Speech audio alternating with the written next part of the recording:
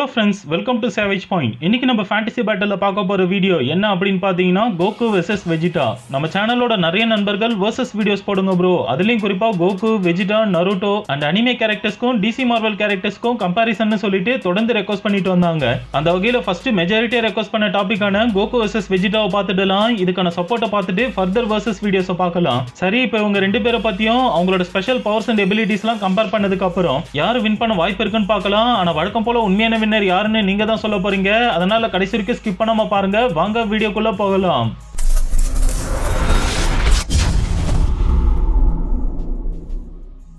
So Coco இவர் சிலர் இன்னொரு வகையில் கேக்கராட் அப்படின்னு கூட சொல்லுவாங்க. குறிப்பாக வெஜிடாவை சொல்லலாம். ஆக்சுவலி இந்த கேரக்டரை ஒரு சைனீஸ் நாவல்ல இருந்து மங்கி கிங் கேரக்டர் பாதியும் ஆரிஜின்லாம் சூப்பர்மேனோட கொஞ்சம் ஒத்து போகும். என்னதான் காப்பீடு ஆர் இன்ஸ்பிரேஷனா இருந்தாலும் இன்னைக்கு கோகு அப்படின்ற பேரை கேட்டாலே போதும் எல்லாரும் சொல்ற அளவுக்கு ஆழமா பதிஞ்சிருக்கு. ஸோ இனிஷியல் டிராகன் பால் சீரீஸ்ல கோகுவோட ஃபர்ஸ்ட் அப்பியரன்ஸ் பாத்தீங்கன்னா பூமியில இருந்து ஸ்டார்ட் ஆகிற மாதிரி காமிச்சிருப்பாங்க. ஆனா பிளானட் வெஜிடா தான் இவரோட உண்மையான கிரகம். இங்க பூமியில எப்படி ஹியூமன் ரைஸ் இருக்கோ அதே போல அங்கேயும் உங்களை சேயன்ஸ் அப்படின்னு சொல்லுவாங்க. ஆல்ரெடி பல வீடியோஸ்ல சொன்னது போல பவர்ஃபுல் வில்லனான ஃப்ரீசாவால பிளானட் வெஜிடா அழிக்கப்படும் போது அந்த டைம்ல கோகு சின்ன குழந்தையா இருக்கும் போதே பூமிக்கு அனுப்பிடுவாங்க. பூமியில கோஹான் அப்படின்ற ஒரு மார்ஷல் ஆர்டிஸ்டால கொஞ்ச நாள் வளர்க்கப்பட்டு நல்ல வழியில எப்படி சண்டை போடணும் அண்ட் டிராகன் பால்ஸ் மாதிரி பவர்ஃபுல்லான விஷயங்கள் எல்லாம் சொல்லி கொடுப்பாரு. தென் ஒரு நாள் நைட்டு ஃபுல் மூன் அப்போ ஜெயின் கொரில்லாவை மாதிரி அவரோட கிராண்ட் பாவை கொண்டது. லேட்டரா ஜி ஃபைட்டர்ஸோட எனர்ஜி டிராவல் பண்ண ஆரம்பிச்சதுல இருந்து சூப்பர் டிராகன் பால் ஹீரோஸ் வரைக்கும் என்னென்னலாம் பண்ணிட்டு வராருன்னு பார்த்துட்டு வரோம். சரி, இப்போ கோகுவோட பேஸ் ஃபார்ம்ல இருந்து என்னென்ன முக்கியமான ஃபார்ம்ஸ் இருக்கு, எத்தனை விதமான பவர்ஸ் இருக்கு, அதோட லிமிட் என்ன, இப்படி எல்லாத்த பத்தியும் பார்க்கலாம்.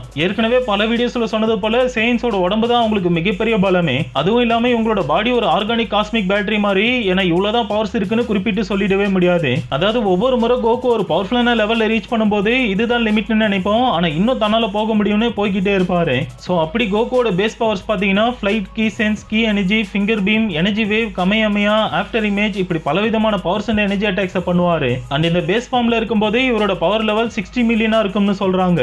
அடுத்து SHA1, அதாவது சேயன்ஸ் தங்களோட கீ எனர்ஜிஸை ஒருமுகப்படுத்தி அதை நெக்ஸ்ட் லெவலுக்கு கொண்டு போவாங்க. அதுதான் சூப்பர் சேயன் லெவல்ஸ்னு சொல்லுவாங்க.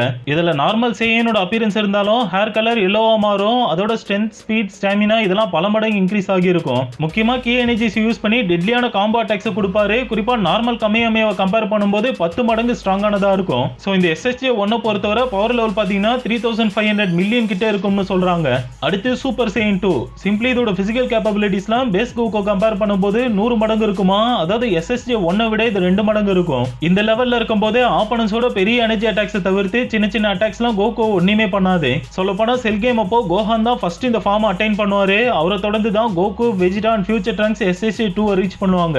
என்னதான் செகண்டரி ரீச் பண்ணியிருந்தாலும் இந்த SSJ2ல கோகோட பவர் லெவல் பாத்தீங்கன்னா 7000 மில்லியனா இருக்கு. அடுத்து சூப்பர் சேயன் 3, இந்த ஃபார்மை டைரக்டா கோகு தான் அச்சீவ் பண்ணியிருப்பாரு. அதாவது other side, under world, other world, next dimension இப்படிலாம் சொல்லக்கூடிய இடத்துல இறந்தவங்க அங்க போய் இருப்பாங்க.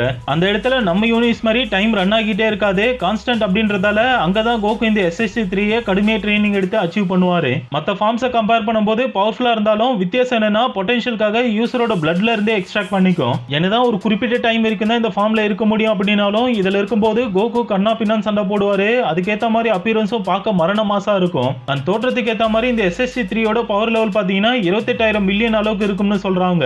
அடுத்து சூப்பர் சேயன் 4, இதுக்கு முன்னாடி பார்த்த SSJ வெர்ஷன்ஸை விட இது ஹோல் நியூ லெவல் அப்படின்னு தான் சொல்லணும். ஏன்னா இதோட பவர் லெவல சிலர் பேஸ் ஃபார்மை விட 1,25,000 மடங்கு பவர்ஃபுல் அப்படின்னும், இன்னும் சிலர் 12 செப்டிலியன்ஸ் அளவுன்னு சொல்றாங்க. எது எப்படி இருந்தாலும் இந்த லெவலுக்கே மார்வல் டிசில இருக்கிற முக்கால்வாசி கேரக்டர்ஸை கோகு டாமினேட் பண்ணிடுவாரு. அடுத்து SSG, இது சூப்பர் சேயன் காட் லெவல் அப்படின்னு கூட சொல்லலாம். பேட்டில் ஆஃப் காட்ஸ் மூவில பீரஸோட சண்டை போடுறதுக்காக ஷென்ரானா வர வச்சு எப்படி இதை அட்டைன் பண்றதுன்னு தெரிஞ்சுக்கிட்டு இதை அச்சீவ் பண்ணிருப்பாரு. சோ இதோட பவர் லெவல் பாத்தீங்கன்னா 7 குவாட்ரிலியன் அளவுக்கு இருக்கும்னு சொல்றாங்க. அடுத்து இந்த காட் லெவல்ல ப்ளூ ஃபார்ம் ஒன்னு இருக்கு. அதை 6 ஒரிஜினல் சேயன்ஸோட ஃபியூஸ் பண்ணி கரெக்டான ட்ரைனிங் மூலமா காட்லி கீ எனர்ஜி அப்டைன் பண்ண முடியும். அப்படிதான் கோகு லேர்ன் பண்ணி இந்த சூப்பர் சேயன் ப்ளூ ஃபார்ம் அச்சீவ் பண்ணிருப்பாரு. இதோட பவர் லெவலை பத்தி சொல்லணும்னா 100ல இருந்து 180 குவிண்டிலியன் அளவுக்கு தன்னோட கயோகைன் பவர் மூலமா மெயின்டைன் பண்ணுவாரு. கோகுவோட இந்த ப்ளூ ஃபார்மை ஒன் பஞ்ச் மேனோட கம்பேர் பண்ணா ஓபிஎம்க்கு 600 குவிண்டிலியன் அளவுக்கு பவர் லெவல் இருக்கு. அடுத்து ஃபைனலா அல்ட்ரா இன்ஸ்டிங், இதை நம்ம டிராகன் பால் சூப்பர் சீரீஸ்ல பார்த்திருப்போம். அதாவது கோகுக்கும் ஜீரனுக்கும் கடுமையான சண்டை போய்கிட்டு இருக்கும்போது கோகு கோகு ஒரு கட்டத்துல தோக்குற நிலைமைக்கு போயிடுவாரு. அப்ப இவர் தன்னோட ரேஜ் இன்க்ரீஸ் பண்ணி பவர்ஸ் எல்லாம் பயங்கரமா வெளிப்படுத்தி இந்த பெர்ஃபெக்ட் அல்ட்ரா இன்ஸ்டிங்க்ட் அச்சீவ் பண்ணிருப்பாரு. இத பார்த்து ஏஞ்சல்ஸ், மத்த டெஸ்ட்ரக்ஷன் கார்ட்ஸ், ஈவன் ஜெனோ கார்ட்ஸே இம்ப்ரெஸ் ஆயிடுவாங்க. சோ அல்ட்ரா இன்ஸ்டிங்க்டோட பவர் லெவல் பாத்தீங்கன்னா இனிஷியலி 7.5ல இருந்து இப்போ 12.76 ட்ரில்லியன் வரைக்கும் ரீச் பண்ணிருக்காரு. இதுல energy restored, full rage, over clock இப்படி சில வேரியேஷன்ஸ் இருக்கு. அதெல்லாம் வச்சு ஓவராலா இப்போ வரைக்கும் கோகுவால தன்னோட பவர் லெவலை 156 ட்ரில்லியன்ஸ் வரைக்கும் புஷ் பண்ண முடியும்னு மெஷர் பண்ணி சொல்லியிருக்காங்க. பட் இதெல்லாம் கோகுவோட பவர்ஸை ஜஸ்ட் குறிப்பிட்டு சொல்றதுக்கு மட்டும் தான். ஆனா இவரோட பவர் லெவலுக்கு லிமிட்டே கிடையாது. சரி, இது வரைக்கும் கோகு பத்தி ஓரளவுக்கு பார்த்தோம். இப்போ அடுத்து வெஜிடாவை பத்தி பார்க்கலாம். ஃபாலன் சேயன் ரேஸோட ஃபைனல் ஹெட்டான கிங் வெஜிடாவோட பையனான இவரை வெஜிடா 4 அப்படின்னு சொல்லுவாங்க. பட் இவரே ரொம்ப கர்வமா தன்னை சேயன் பிரின்ஸ் அப்படின்னு சொல்லிக்குவாரு. ஒரு காலத்துல வெஜிடா பயங்கர ruthless, cold blooded warrior and தனக்கு பிடிக்காதவங்கள போட்டு தள்ளக்கூடிய கொடூரமான கில்லரா இருந்திருப்பாரு. ஈவன் டிராகன் பால் ஜி சீரீஸ்ல சேயன் சாகால கூட இவர் எந்த அளவுக்கு ஒரு குரூயலான கேரக்டர் அப்படின்னு பார்த்திருப்போம். குறிப்பா ஃப்ரீசா ஃபோர்ஸ்க்காக வேலை செய்யும் போது இவர் அளவுக்கு ஈவில்னஸ் இருக்கிற கேரக்டரை பார்க்கவே முடியாது. பட் லேட்டரா எல்லாமே தலைகீழ மாற ஆரம்பிச்சது. அதுலயும் இவரோட வைஃப் பால்மா தான் அப்படின்னு தெரிய வரும்போது எல்லாருக்குமே பயங்கர சர்ப்ரைசிங்கா இருந்தது. ஏன்னா இவரோட பர்சனாலிட்டிக்கும் பிரைட், அரகண்ட் இது எல்லாத்துக்கும் பால்மா எப்படி செட் ஆவாங்கன்னு தோணினாலும் கடைசியிலே இவங்க ரெண்டு பேர் தான் கரெக்டான கப்பல் அப்படின்னு சொல்ற அளவுக்கு இவங்களோட ஸ்டோரியை கொண்டு போயிருப்பாங்க. ஏன் வெஜிடாவோட பர்சனாலிட்டி பத்தி சொல்லியிருந்தேன்னு பாத்தீங்கன்னா ஒட்டுமொத்த ஃபிக்ஷன்லேயே இவர் பர்சனாலிட்டி மட்டும்தான் ரொம்ப யூனிக்கானது. என்னதான் கோகு கொஞ்சம் பவர்ஃபுல்லா காமிச்சிட்டு வந்தாலும் இவர் அளவுக்கு ஃபைட்டிங் எக்ஸ்பீரியன்ஸ் அண்ட் ஸ்ட்ராட்டஜிக்கலா அவரால் செயல்பட முடியாது. அண்ட் சின்ன வயசுல இருந்தே தான் தான் சேயன் ரேஸ்லேயே ஸ்ட்ராங்கஸ்ட் அப்படின்னு தன்னோட மைண்ட்ல ஏத்திக்கிட்டு வாரியர் ஆகிறதுக்கான ட்ரைனிங்ஸ் எடுத்துக்கிட்டு வருவாரு. என்னதான் ஆரம்பத்துல கொடூர வில்லத்தனமா செயல்படுற மாதிரி காமிச்சாலும் கடைசியில ஜி ஃபைட்டர்ஸோட கை கோத்து பயணிக்க ஆரம்பிச்சிடுவாரு. அதனால் வரைக்கும் வெறும் அரகண்ட் அண்ட் பியூர் ஈவிலா பார்த்தவரை கொஞ்சம் நல்ல விதமா டீமா செயல்படுறத பார்க்கும்போது எல்லாருக்குமே ரொம்ப பிடிக்க ஆரம்பிச்சது. ஆல்சோ ஒரு முறையும் ஜி ஃபைட்டர்ஸ்க்காக ஃபைட் பண்ணும்போது இவர் மேல இருந்த மரியாதையும் இன்னும் இன்க்ரீஸ் ஆக ஆரம்பிச்சது. என்னதான் ஹீரோயிக்கா செயல்பட ஆரம்பிச்சிருந்தாலும் வெஜிடாவோட அந்த அரகன்ஸ், பிரைட், ஈகோயிஸ்டிக் நேச்சர் மட்டும் இவரை விட்டு போகவே இல்லைன்னு தான் சொல்லணும். சரி, இது வரைக்கும் இவரை பத்தி ஓரளவுக்கு பார்த்தோம். இப்போ இவரோட பவர் லெவல்ஸ் எல்லாம் என்னென்ன அப்படின்றத ஒவ்வொன்றா பார்க்கலாம். அந்த வகையில வெஜிடா ஃபர்ஸ்ட் டைம் பூமிக்கு வந்தப்போ வெறும் 18,000 தான் பவர் லெவல் இருந்திருக்கு. அண்ட் கிரேட் ஏப்பா டிரான்ஸ்ஃபார்ம் ஆகி இருக்கும்போது 10 மடங்கு அதிகரிச்சு 1,80,000 பவர் லெவல் இருக்கும். லேட்டரா ஆண்ட்ராய்ட் சாகால பாத்தீங்கன்னா கடுமையா ட்ரைனிங் எடுத்து தன்னோட பவர் லெவலை ஆல்மோஸ்ட் 4 மில்லியனா இன்க்ரீஸ் பண்ணிட்டு வரும்போது தான் அதன் முடிவுல சூப்பர் சைன் 1 அச்சீவ் பண்ணிருப்பாரு.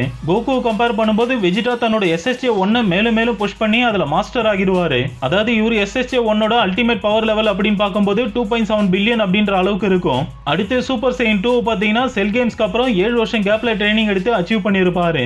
அதுல இனிஷியலி இவரோட பவர் லெவல் 5.4 பில்லியன் அப்படின்ற அளவுக்கு இருந்திருக்கு. அப்பதான் ஈவில் பாபிடி சாகா தொடங்கி வெஜிடா ஃபுல் அண்ட் ஃபுல் பாபிடியோட மேஜிக்ஸ்க்கு அடிமையாகி ஜி ஃபைட்டர்ஸ்க்கு எதிராகவே சண்டை போடுற நிலைமை ஏற்பட்டுரும். அந்த டைம்ல மாஜின் வெஜிடாவோட SSJ 2 பவர் லெவல் கிட்டத்தட்ட 6 பில்லியனா இருக்கும். அதுல தான் ஃபர்ஸ்ட் டைம் கோகு ஈக்குவலா தன்னோட பவர் லெவலை மேட்ச் பண்ணி கோகுவே நாக் பண்ணிடுவாரு. என்னதான் கோகு போல வெஜிடாவால சூப்பர் சைன் 3 லெவலை அச்சீவ் பண்ண முடியல அப்படின்னாலும் ஸ்டில் எண்ட் ஆஃப் தி மாஜின் பு சாகால வெஜிடாவோட பவர் லெவல் 9 பில்லியன் வரைக்கும் இருந்தது.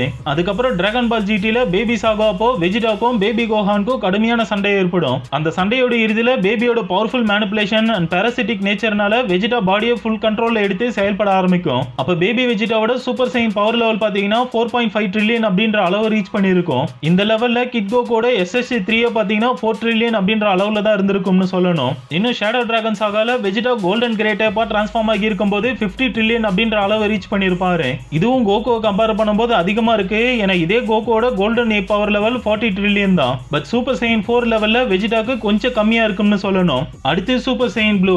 இந்த டிரான்ஸ்ஃபர்மேஷனை வெஜிடா விசேஞ்சல் கிட்ட ட்ரைனிங் எடுத்து டிவைன் கீ எனர்ஜி அன்லாக் பண்ணி அச்சீவ் பண்ணிருப்பாரு. சோ இந்த ஃபார்மை பத்தி சொல்லவே தேவையில்ல. கோகு இதுல இருக்கும்போது 10 செப்டிலியன்ஸ் அளவுக்கு பவர் லெவல கொண்டு இருப்பாரு. ஆனா வெஜிடாக்கு 9.5 செப்டிலியன்ஸ் அளவுக்கு தான் இருக்கும். பட் டிராகன் பால் ஹீரோஸ் எண்டிங்க்கு முன்னாடி வெஜிடா ப்ளூ ஃபார்மோட பவர் லெவல் பாத்தீங்கன்னா கிட்டத்தட்ட 11.4 செப்டிலியன் அப்படின்ற அளவுக்கு ரீச் ஆகி இருக்கும். எப்பயும் கோகு ஏதாச்சும் ஒரு ஃபார்மை ரீச் பண்ணா வெஜிடாவும் அதை விட தாண்டி போகணும் அப்படின்றதுக்காக கடுமையா ட்ரைனிங் எடுப்பாரு. அப்படி இவரோட ஈகோயிஸ்டிக் நேச்சர் படி அச்சீவ் பண்ண லெவல் தான் god mode or ultra ego. So கோகுவோட அல்ட்ரா இன்ஸ்டிங்க்டையும் வெஜிடாவோட இந்த அல்ட்ரா ஈகோவையும் கிரியேட் பண்ண கிரியேட்டர்ஸ் இது ரெண்டுத்தையும் இன் அண்ட் யாங் அப்படின்னு சொல்றாங்க.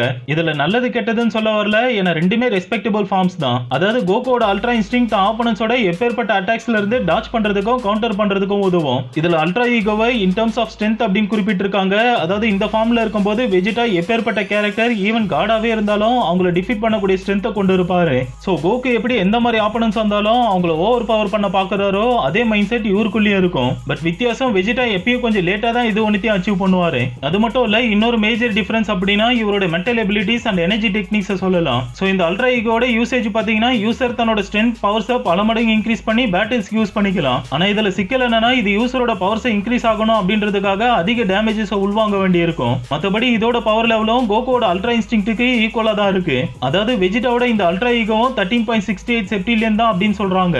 சரி, இது வரைக்கும் ரெண்டு பேரை பத்தியும் அவங்களோட பவர்ஸ் அண்ட் பவர் லெவல்ஸை பத்திலாம் ஓரளவுக்கு பார்த்தோம். இப்போ யார் வின் பண்ண வாய்ப்பு இருக்குன்னு தெரிஞ்சுக்க கன்க்ளூஷனை பார்க்கலாம். கோகு வெஜிடா ரெண்டு பேருமே ஸ்ட்ராங்கஸ்ட் அண்ட் பவர்ஃபுல் வாரியர்ஸ் அப்படின்றதுல எந்த சந்தேகமும் இல்ல.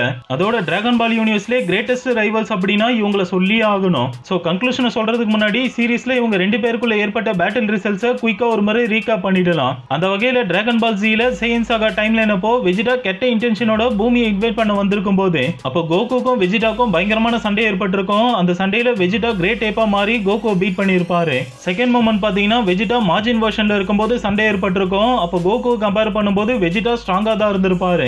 ஆனாலும் கோகு பாத்தீங்கன்னா கையோகன் டெக்னிக்கை பயன்படுத்தி வெஜிடாவை டிஃபீட் பண்ணிட்டு இருப்பாரு. அடுத்து டிராகன் பால் ஜிடில பேபி சாகா டைம்லைன் அப்போ Goku super saiyan 4 level achieve பண்ணி பேபி வெஜிடாவை டிஃபீட் பண்ணிருப்பாரு. அடுத்து ஃபைனலா டிராகன் பால் சூப்பர் ஹீரோ அப்படின்ற மூவில லார்ட் பீரஸோட உலகத்துல ட்ரைனிங்ல ஈடுபட்டு இருக்கும்போது வெஜிடா கோகுவை பீட் பண்ற மாதிரி காமிச்சிருப்பாங்க. என்னதான் அது அபிஷியல் பேட்டில் இல்ல அப்படின்னாலும் ஸ்டில் நம்ம கன்க்ளூஷனுக்கு அந்த மொமெண்ட்டையும் கணக்குல எடுத்துப்போம். இது இல்லாம இவங்க ரெண்டு பேருக்குள்ள டைரக்டா பேட்டில் இல்லாம யாரு பவர்ஃபுல் அப்படின்ற மாதிரி ஏகப்பட்ட முறை போட்டி ஏற்பட்டிருக்கு. அதுல மோஸ்ட்லி கோகு தான் கொஞ்சம் பவர்ஃபுல் அப்படின்னும் வெஜிடா இவருக்கு அடுத்து தான் அப்படின்ற மாதிரி காமிச்சிட்டு வராங்க. பட் ஃபேக்ட் என்னன்னா physical capabilities and special power wise Goku compare பண்ணும்போது வெஜிடாவும் ஈக்குவல்னு தான் சொல்லணும். கதைக்காக மட்டும்தான் எப்பவுமே எது ஒன்னத்திலையும் கோகு ஃபர்ஸ்ட் பவர்ஸ் அச்சீவ் பண்ற மாதிரி இல்லாட்டி வில்லன்ஸை டிஃபீட் பண்ற மாதிரி காமிச்சிட்டு வராங்க. அதனால ரெண்டு பேரோட கேரக்டர் ஆர்க்க வச்சு பார்க்கும்போது ரெண்டு பேருமே ஈக்குவல் தான். இருந்தாலும் இது போல கம்பேரிசனுக்கு நம்ம எப்பவுமே ஒரு கேரக்டரோட பிளாட்டை தான் கணக்குல எடுத்துப்போம். அதுபடி கோகுவை பொறுத்தவரை தான் ஆப்பனன்ட் எப்பேற்பட்ட பவர்ஃபுல் கேரக்டர் ஈவன் காடாவே இருந்தாலும் சரி இனிஷியலி தோத்தாலும் ஒரு கட்டத்துல அவங்கள சர்பாஸ் பண்ணிடுவாரு. இதுல வெஜிடாவும் ஆல்மோஸ்ட் சேம் பிளாட்டை கொண்டு இருந்தாலும் இவங்க ரெண்டு பேருக்கு ஏற்படக்கூடிய பேட்டில்ல ஃபர்ஸ்ட் ஜெயிக்கிறது கோகுவா தான் இருக்கும். சோ இதெல்லாம் வச்சு ஓவராலா இன்னைக்கு நம்ம ஃபேண்டசி பேட்டிலோட வின்னர் கோகு தான்.